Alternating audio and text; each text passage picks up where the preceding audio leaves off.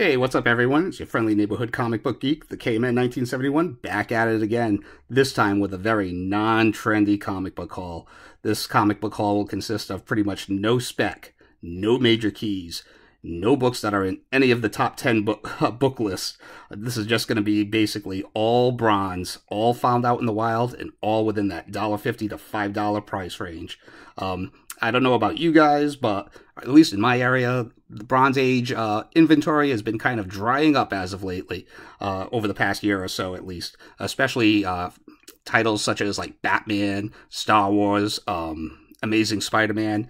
It's getting pretty tight around here. So recently last year, I ended up discovering a new store that had a bunch of Bronze Age quote-unquote filler stuff, all probably between like that fine plus to near mint minus range, and everything's half priced. So I kind of went a little wild. So I'm going to be breaking this haul up into two parts. I'll have this part, and then before the end of the month, I'll have the second part. So in April, it's all about the Bronze Age. While a lot of this could be titled as filler, if you were unfortunate enough not to have comic book shops around you and you're purchasing this all online, if you figure it like, say, shipping costs along with the price of the actual comic, most of these books are going to run you between $10 and $15. So, and there are a couple of what would be categorized as minor keys in here also. So without any further ado, let's get it on. We're going to kick it off with the Defenders, number 52, and this just doesn't get any better for me. A Bronze Age throwdown between Submariner and the Hulk with the Defenders in the middle. Awesome. So that was a great pickup, in my view, anyway.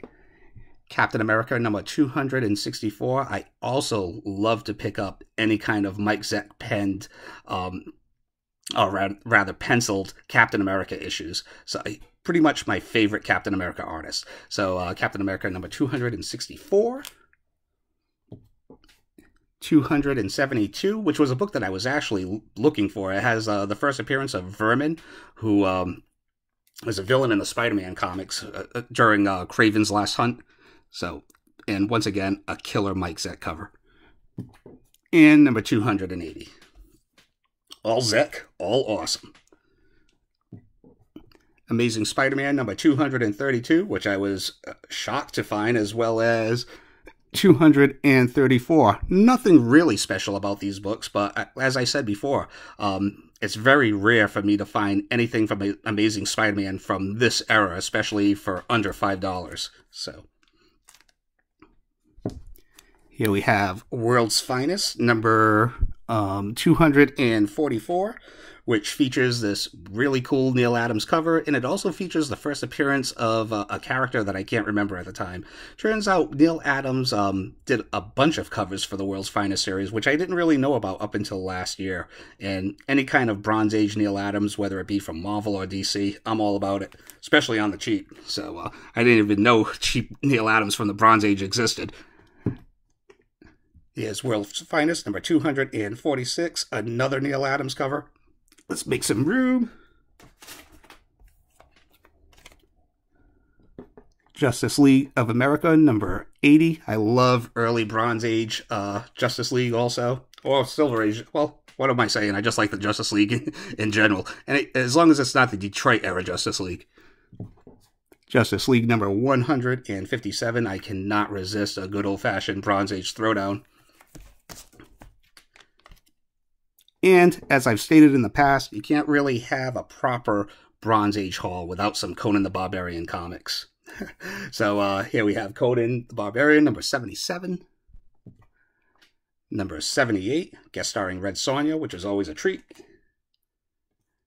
And number 79, still chipping away at that run.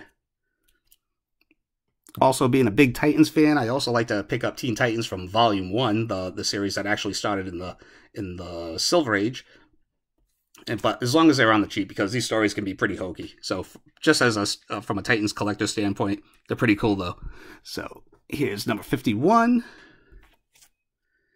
and number 53. And this is the only one, like, I didn't really notice that it had a little chip on the end and a cover crease. This is the only one that I would categorize as probably a VG copy, but what the heck? Why not? Master of Kung Fu, number 32.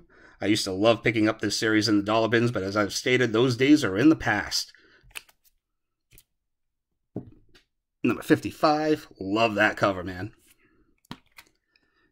And number 82. Mike Zeck, as I stated earlier, is one of my favorite artists, and as well as Captain America, he had a very nice extended run on the Master of Kung Fu also, so anytime I can find any Mike Zeck illustrated issue of Master of Kung Fu, especially on the cheap, it's coming home. Alright. Clear out a couple more. Brave and Bold, number 119. As I've stated once again earlier in the video, Batman has been pretty much wiped out in the back issue bins as far as like especially when it comes to Bronze Age stuff. So Brave and Bold is just one of those classic team up titles. It's a lot cheaper if you want some Batman Bronze from Brave and Bold as opposed to like Batman or Detective Comics. So and I like to pick out all the team ups with like these weird obscure characters that you don't really see them team up with very often. So here's number 119, Batman and the Man-Bat, classic. Here is my second copy of Batman and Black Canary, which features a Bronze Age Joker cover, which has, I guess, kind of morphed into a minor key status, at least in my area. It'll show up on the walls for around like $10-15. Not that I would pay that, though. And my second copy of Brave and Bold, number 150, anniversary issue, where, spoiler alert, the mystery guest star turns out to be Superman. Brave and Bold, number 176, Batman and the Swamp Thing, which is another one of my favorite team-ups. And you have a Mike Kaluta cover of Batman and Swamp Thing for $1.50. I mean, that's almost like stealing it. In my view, anyway. Alright, last couple of books. Now, these are all the books that would be kind of like, I guess, somewhat trendy, or would categorize as minor keys. So here we have Marvel 2-in-1, number 53, which, I guess people are speculating on this in the vein of like 7 Degrees of James Gunn and the Guardians of the Galaxy. I guess everyone is speculating that Quasar will show up. They don't know if it's going to be the original version of Quasar or the Phyla-Vell version of Quasar, but they're going to speculate on everything in the meantime. So this features, I believe, the origin of the original Quasar. And Marvel 2-in-1 used to be one of my favorite comics during my spinner rack days as a young lad growing up and becoming a comic book geek. And also another example of a series that I used to love picking up out of the dollar bins back in the day, which, once again, no longer exists, at least in my area. So really happy to pick this up for $3. Here, I guess, would be the one spec book out of the bunch, and I haven't heard anyone speculate on this book as of lately, except for me. So here it goes. Here's Avengers number 211, which features arguably the most popular character of the month, guest starring Moon Knight. And this contains Moon Knight's first meeting with the Avengers. So Moon Knight first meetings as of lately have been pretty popular, and first meetings in general have been pretty popular as of lately. Moon Knight's first meeting with Spider-Man, his first meeting with the Punisher. So his first meeting with the Avengers, why the heck not? Especially for $3. So originally I just picked it up as a run filler, and then once I read it and realized what occurred in the issue, I'm like, oh, that's actually pretty cool. So there you go. Shanna The She Devil, number 4. I would like to complete this series. So this was one of the more expensive books in the haul. I paid $5 for this, but pretty nice shape. And I'm not sure if this is a Jim Steranko cover, but I know that most of the issues contain Jim Steranko covers. I know the first one definitely did, and the second one. But pretty cool, and a tough series to collect, actually. You don't see many Shanna The She Devils Volume 1s banging around, at least in my area. Here we have my second and third copy of Fantastic Four, number 220, which is John Byrne's first scripted and penciled issue of Fantastic Four. And you can't be a kid from the 80s and not be a fan of Byrne's Fantastic Four, man. It's just, aside from Stan and Jack's run on Fantastic Four, John Byrne's Fantastic Four was the definitive run on Fantastic Four for an entire other generation, pretty much my generation. So really happy to pick that up. Once again, just a minor key. Thor, number 301. I believe there's a first appearance of a god in here that had some kind of speculation connection to the Shang-Chi movie that just came out last year. I don't know. I didn't really pick up on anything, but from watching the movie and connecting it to this comic, maybe I missed it. But once again, really cool to pick it up for $3. And we're going to end it off with an old spec book and an old favorite from the past. My second copy of Action Comics number 471, which sports this fantastic Jose Luis Garcia Lopez cover, which I can pretty much say about any Jose Luis Garcia Lopez cover.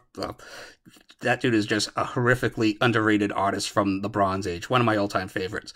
But this contains the first appearance of Feora, who is one of those evil Phantom Zone henchman of Zod, and was actually featured in Zack Snyder's Man of Steel. And ever since Superman 2, from way back in the old days with Christopher Reeves, I have been a fan of Zod and his Phantom Zone henchman. So from a spec standpoint, I guess, there are rumors that she and Zod will be reappearing in the Flashpoint movie if it ever gets released, if Ezra Miller can stop attacking people.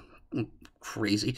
So yeah, that'll be it. That's it for this part of the haul, and I will be back with my second part later on this month. So thank you all for watching, liking, and subscribing, and all that good mojo as usual, and I will see you all later on this month for more bronze goodness. All right, take care. See ya.